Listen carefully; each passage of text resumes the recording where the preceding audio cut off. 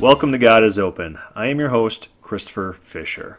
Today on God is Open, we're going to be talking about a subject that is of great interest to myself, and that is ancient concepts of omniscience.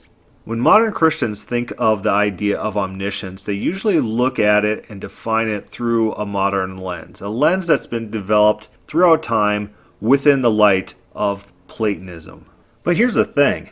Throughout history, this Platonic notion of omniscience has not been standard, not in Jewish history and not in world history.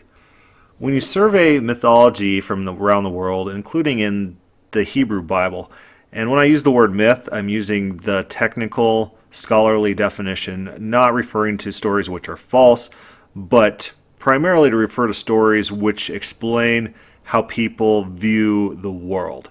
So mythology. So try to divorce that from your mind from fake stories or from legends. Mythology, it's a technical term. But when you view mythology from around the world, including the Hebrew Bible, you're not going to see this type of omniscience that is described in Platonic literature. Instead, you're going to find a very different idea of omniscience. And there's various deities in various mythos which do possess omniscience. And this is the funny thing, and we even see hints of this in the Bible, that Yahweh is competing in the Bible with these false gods for claims of deity, and one of them is these claims of omniscience. Who has the more omniscient God? What can God see? When can he see it? And the atheists in Israel were the ones claiming God cannot see what I do. Which of course prompts the question for anyone who wants to be serious about the Bible. What sort of ideas of omniscience were floating around in that society to warrant people who reject Yahweh as God to believe he exists or believe he doesn't exist, and then claim that God cannot see what they do? For example, you wouldn't hear that from people in today's world where the Calvinist is saying God has this inherent knowledge of everything going on deep and wide and at the bottom of the ocean, on Mars, on Pluto, light years away. God has it all, and he knows it all because his omniscience is one in which all knowledge is properly his. Was that an ancient concept? Did that concept exist in ancient Judaism and ancient Israel? And in what way do the prophets respond to the critics? Is it anywhere similar to how a modern evangelical would respond to a critic of omniscience? The Bible is very telling if you just let it inform us of what the worldview of the authors was, without bringing our own assumptions onto it. I'm going to start this podcast reading a quote by Boyd talking about how Platonic omniscience works, how it originated. And Boyd's very interesting here because you don't hear him talk too much about this subject, but when he does talk about it, he's right on. Boyd writes, "First, Plato argued that we see not light entering our eyes, as we now know is the case, but by light proceeding out of our eyes." Timaeus 45b. For Plato, seeing is an active, not a passive process. Since knowledge was considered to be a kind of seeing, Plato also construed knowing as acting on something rather than being acted upon. Sophist 248 through 49. I've discovered that this mistaken view of seeing and knowing is picked up and defended by a host of Hellenistic philosophers. The key phrase to pull from that quote by Boyd is, for Plato, seeing is an active, not a passive process. Remember, in Platonism, God is supposed to be pure actuality. God cannot relate to anything else. God cannot be acted upon.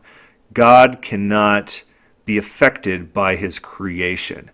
So in Platonic theology, Platonic philosophy, for God to acquire information through sight, that's not allowed. You can't have God being acted upon or being the passive recipient of knowledge. The knowledge has to be active. The knowledge has to be inherent in God. A quick rundown of Platonism. Remember, God is at the highest level, and God is pure actuality. He's in the realm of the one, and under that is the realm of the intellect, where the perfect ideal forms dwell. And the material world is the world of the soul, and that's the lowest level of existence. And so all knowledge has its counterpart in the realm of the ideal. And so God has direct access to this knowledge, these perfect ideas in the ideal, and that's an unchanging ideal. And knowledge to Platonism is this repository of facts, these perfect caricatures of what we experience in the descended soul of an earth. So knowledge is almost reality. You're right, in Platonism, they're not just abstract concepts that don't exist on their own, and they're actual things that could be known. And there's no changing these ideal facts. So when William Lane Craig was being interviewed, I just watched an interview lately with him, I'll have to pull up the exact reference, but he was asked about experiential knowledge that we gain through experience. I know what it's like to be Chris Fisher. No one else knows uniquely what it's like to be Chris Fisher. God does not know what it's like to be utterly sinful and without hope, without redemption, and being powerless. Because to utterly know and experience that, you'd have to be in that position. So God doesn't have that experiential type of knowledge that I have. And William Lane Craig said, yeah, of course God doesn't have that type of knowledge.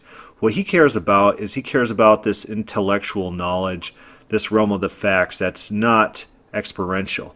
There's an entire level and an entire class of knowledge that these people who claim that God has all knowledge, that they deny him because these people are Platonists and they care more about getting God in tune with the realm of the ideal rather than with the reality of what's described in the Bible. Remember, the soulish world is the lowest level of existence. And so the kind of relationships that are found in this changeable, mutable soul world cannot be ascribed to the highest being, to the one that is God, not in Platonism. So let's turn to the most popular modern systematic theology textbook by Wayne Grudem. And he writes, our definition of God's knowledge speaks of God knowing everything in one simple act. Here again, the word simple is used in the sense of not divided into parts. This means that God is always fully aware of everything. If he should wish to tell us the number of grains on the sand of the seashore or the number of stars in the sky, he would not have to count them all quickly like some kind of giant computer, nor would he have to call the number to mind because it was something he had not thought about for a time. Rather, he always knows all things at once. All these facts and all other things that he knows are always fully present in his consciousness. He does not have to reason to conclusions or ponder carefully before he answers, for he knows the end from the beginning, and he never learns anything and never forgets anything. Isn't that incredible? That's not the Jewish Hebrew idea that we find in the Bible, where God does consider things. God does hold council sessions in which he asks for advice, where God does reason, and God's reasoning skills are referred to a lot. And it's really funny that these reasoning skills are referred to a lot in these proof texts that these negative theologians such as Grudem, and they use those proof texts as proof texts for omniscience, where it's all actually about God's processing skills, how well God can decide things based on evidence. So that's just funny. These guys, they don't care about the Bible. They just make stuff up as they go along. And they believe it too, without evidence, and their evidence is so shoddy. But take note of Grudem's definitions, and his definition is God has all ideas at the forefront of his mind at all times. Is that a biblical idea? Or does God forget people's sins? Or does God recall that Noah is on the ark, and it says God remembered Noah, and then he made the floodwaters recede? Is that common language within the Old Testament? And why should we bring Grudem's reading to that text rather than taking it at face value? Like also the wickedness of Sodom comes to God, the cries of the enslaved Israelites comes to God, the wickedness of Nineveh comes to God. These phrases we see commonplace in the Bible, and this is not Platonic ideas that are being expressed in the Hebrew writers. Notice also Grudem's appeal to God's simplicity, that God is without parts, that nothing can be in relation to God. He is eternally simple and pure actuality, and nothing can be compared to God in any absolute sense. He's infinite and unknowable and incomprehensible and incommunicable. So likewise, the knowledge that God has cannot be dependent on creation in any manner. So that's the Platonic idea of omniscience. It's made its way into the modern church, and that's what people think about when they think about omniscience. God knows all facts. All facts are eternally at the front of his mind. And the scholars will say, well, not all facts, not the facts relating to experiential type of knowledge.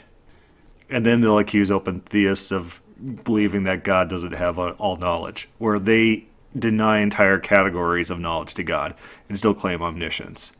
Yeah, who's the one redefining, dude? And real quick, when I say scholars in this context, I'm not talking about biblical scholars. I'm talking about scholars of metaphysics, the Wayne Grudems of the world. I recently came across a book, and this book is called The All-Knowing God by Pettazzoni. And how I do research, how I do studying, is I go off on a lot of rabbit trails. So if I find an interesting statement in one book, I'll turn to the source, and then I'll Google that source. I'll try to find my way to that source and see what they're referencing, and then I'll be brought on different paths, just trying to research. And in my research, my rabbit trail from Ezekiel in Context, which is a good book, I came to this Pettazzoni, The All-Knowing God. This is a book that was written in the 1970s, and it's a very rare book. I had to buy a copy online because there's no digital versions that exist. It seems to be out of print, and so the only place you could get it is online for very expensive. But this book is very critical because what it is about, it's about the all-knowing God. And it goes over various ideas of omniscience in various cultures around the world. And it doesn't just focus on the Hebrew God, Yahweh, in the Bible. It focuses on other gods. And I'm just going to list off a bunch of these gods and these different mythologies who are said to be omniscient. And you're probably going to recognize some of these names. In Egypt, there was Re, Thoth, Horus, Amun. In Babylonia, you had Anu, Enlil, Ea, Sin, Shamash, Marduk. Marduk is fairly well known. In Greece, there's Zeus, Argos, Helios, Selene. Rome had Jupiter. Janus, of course, the two-faced god. Probably the most familiar god to modern audiences is Zeus. So Zeus is a good example just to stress reading comprehension to people like Calvinists, And in Hesiod writes of Zeus, "The eye of Zeus, which sees all and understands all, beholds these things also, if he will, and fails not to know what matter of justice this is also which the city contains within it." So notice the phrasing here. The eye of Zeus sees all, understands all, beholds these things. Pretend this statement was attributed to Yahweh. People like Wayne Grudem would take this as Platonic omniscience. Would Wayne Grudem look at this phrase and ascribe Platonic omniscience to Zeus? Why the double standard? Why the double standard? It's not hard to figure out that these people aren't real biblical scholars. Next, I'm going to read a statement about Zeus again from Archilochos. I don't know if I pronounced that right. He writes, "O Zeus, Father Zeus, thine is the power over heaven. Thou seest the work of men, both wicked and lawful. The forwardness and the justice of beasts are your concern."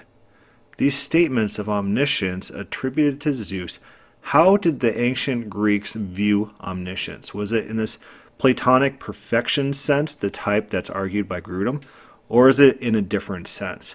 I believe if you asked anyone who knows anything about Zeus, about the mythology surrounding Zeus, his actions, his deeds, he'd often turn into a form of an animal and have sex with women.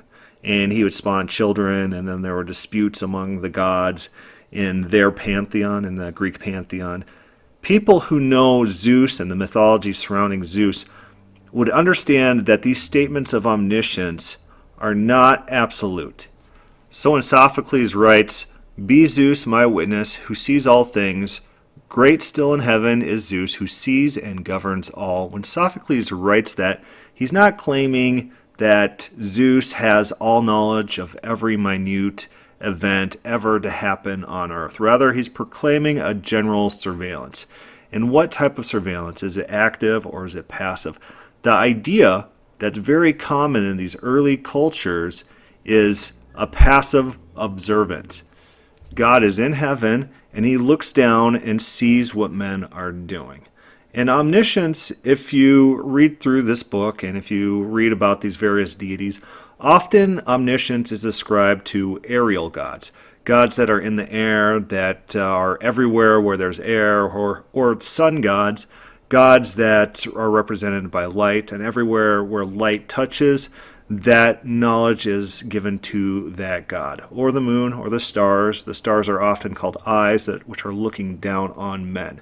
So these types of gods gain their omniscience through observing creatures, and not everywhere, not at the bottom of the ocean, not in the center of the earth, but everywhere the air touches. That's where their omniscience extends to. Which brings us to the book of Job. And one of Job's friends, he says to Job, Job, you're like one of these heathens who believes, not heathens, you're like one of these immoral men who thinks that Yahweh, when he's looking at us, his vision is blocked by clouds. Granted, we need to take Job's friend's theology with a grain of salt. That's not what we're considering here. We're considering ancient ideas of omniscience. And in the time of Job, people's idea of omniscience was that God is in the heavens and looks down on earth and sees what's going on. And the impious people claimed that on cloudy days, God could not see them act. And the friends are saying God could see you even through the clouds. And you're like one of these people claiming that you have this sin that you don't actually have because you did it in secret. But guess what? God still saw your sin. And we see a very similar idea in Ezekiel. Ezekiel is declaring against Jerusalem, and Jerusalem has people who they go into these secret hills, they go into these secret rooms, and they sacrifice to false gods in secret because they believe that God's omniscience only extends to the daylight, to where God could see them from heaven, and they believed they could hide themselves in these hidden places. Think also to Psalms 139. Often I have believed that this is a polemic against these false gods, against these ideas where God cannot see through the dark. King David says, even in the dark, you see me. He's not pulling this concept out of nowhere. People actually believe this about gods and about Yahweh, that Yahweh could not see in the dark. And what you find in the Bible is not these defenses of God that rely on negative theology, on perfect being theology. How easy would it have been for Ezekiel to say, God is perfect in knowledge, his knowledge doesn't change, he's pure simplicity, therefore there's no knowledge that he can ever gain. And don't even bother hiding because that knowledge is already known to God. That is not the counter-argument. Because no one in the Bible were Platonists. They did not think like Platonists. They did not act or respond to arguments like Platonists. They responded like good, pious Israelites. God could see you, even in the dark places, even where you go to hide. Now let's hear from Pettazzoni. He writes, there is a divergence, a difference of less or more between what is postulated and what the data furnish.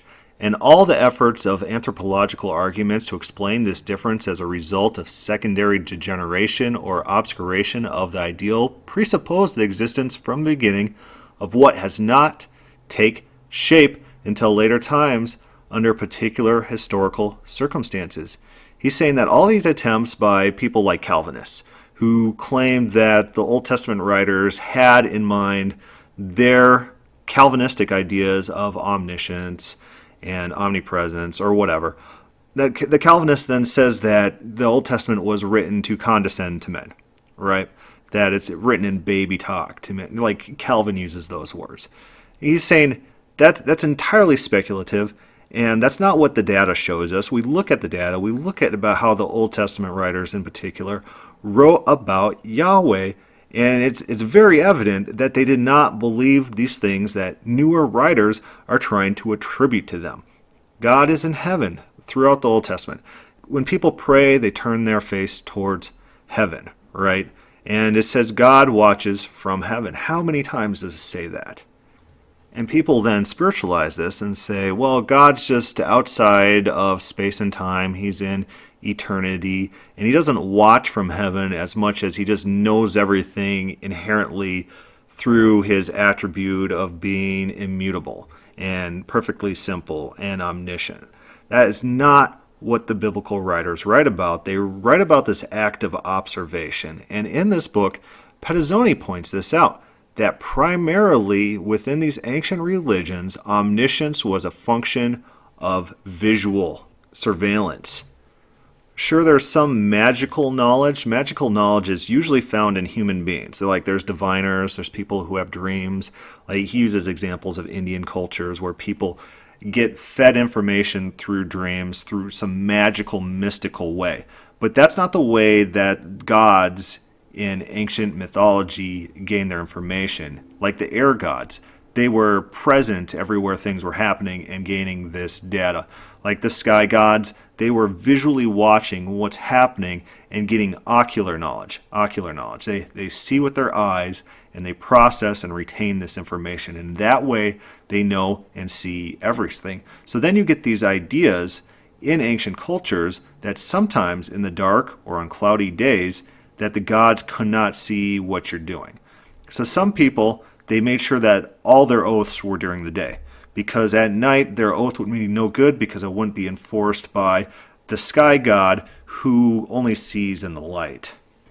Animals also who fly in the air are also given properties of omniscience. These birds who fly high in the sky and look down on man, they are sometimes attributed omniscience. But in none of these cases is it Platonic omniscience, this pure actuality, this unchanging fact without consideration of experiential or experiential knowledge. Pettazzoni writes, this magical or ocular knowledge has but a secondary and complementary interest in our inquiry. He's talking about the omniscience or the type of knowledge given to man. Alongside of it, there is another kind of omniscience, which we may call visual, insomuch as it's based essentially on power of sight, a knowing which comes from seeing. He goes on to say, divine omniscience, which is the proper object of our present inquiry, is a visual omniscience. In all these cultures, you find very similar statements to what we find in the Bible, and it's all about this visual omniscience, seeing what's going on. Recall Proverbs 15:3, the eyes of the Lord are in every place, keeping watch on the evil and the good. And similar statements like that, wherever you go, God can see you and knows what you're doing.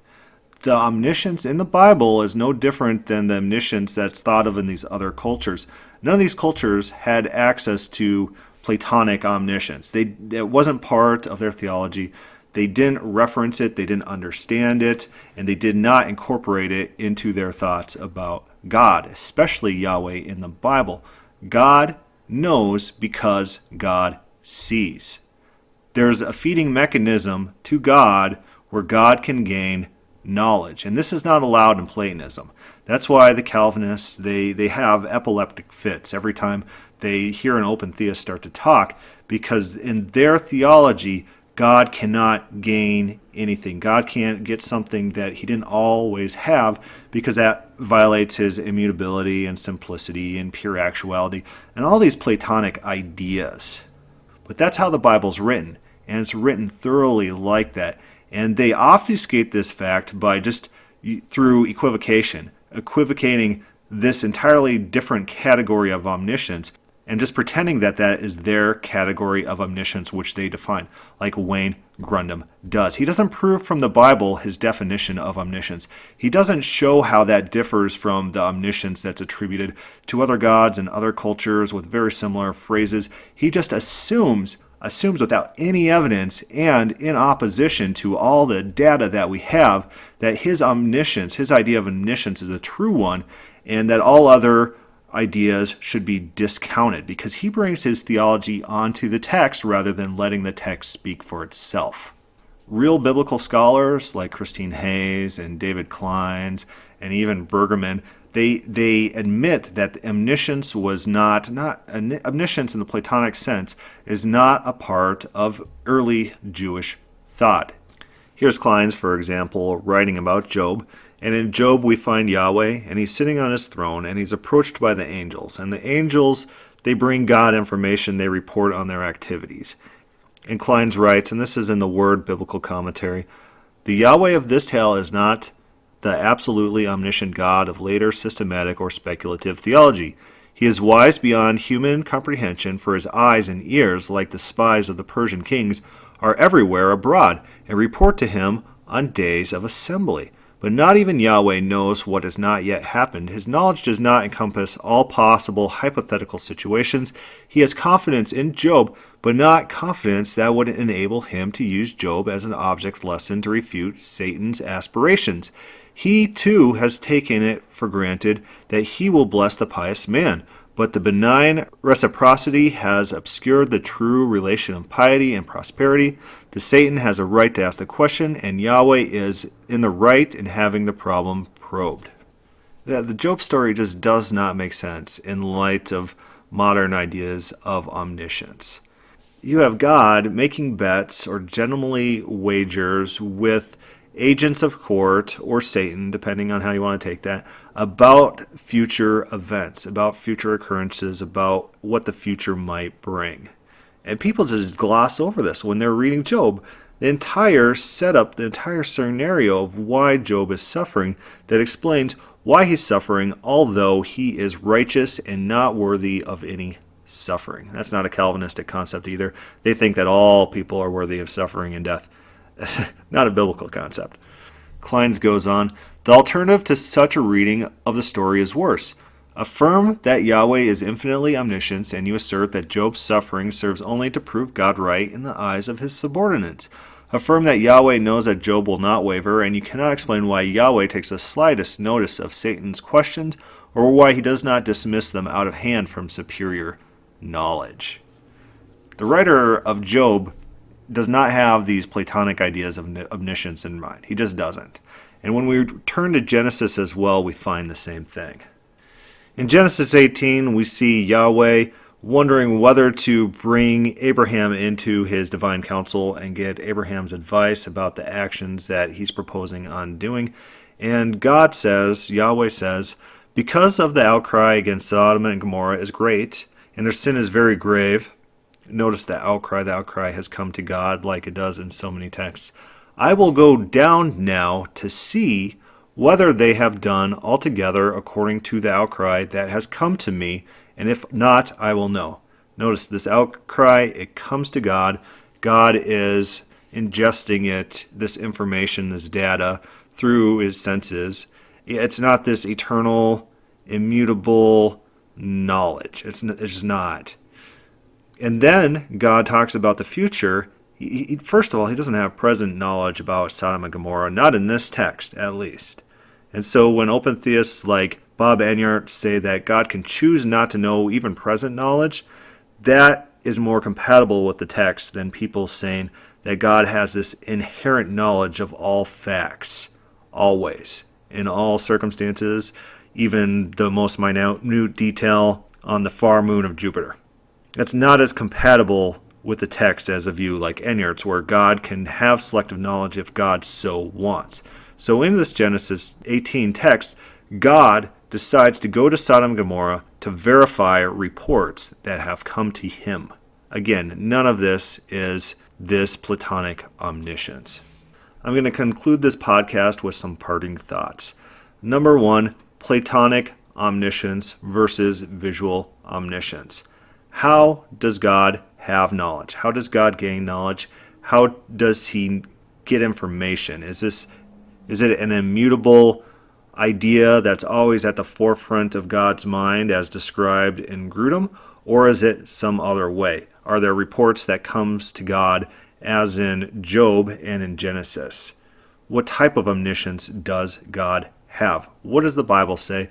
And I'm not saying Grudem is wrong per se, but if he is right, he should be able to define and defend his definition of omniscience, not from speculative theology, not from Platonism, not from pure actuality, but from the Bible. Where in the Bible describes God's omniscience as that of the Platonic variety rather than that of the very common theme trend we see in multiple cultures throughout the world in which omniscience is of the visual sort, where God is in heaven or God is in the air and God is with all people because of his relationship to them and gains his knowledge that way.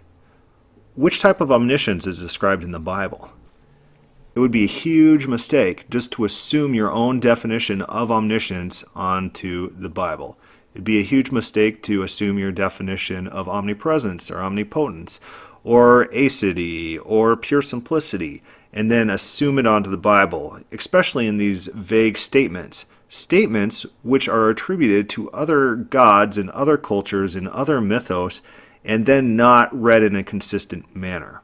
I'm going to be doing a fuller review of the book, The All-Knowing God, on a later podcast, but I just like people to start thinking about the types of omniscience there are and the different variants that we experience throughout world history. If you have any questions or comments about this podcast, feel free to put that on the God is Open webpage or start a thread on the Facebook companion page, God is Open. Thank you for listening.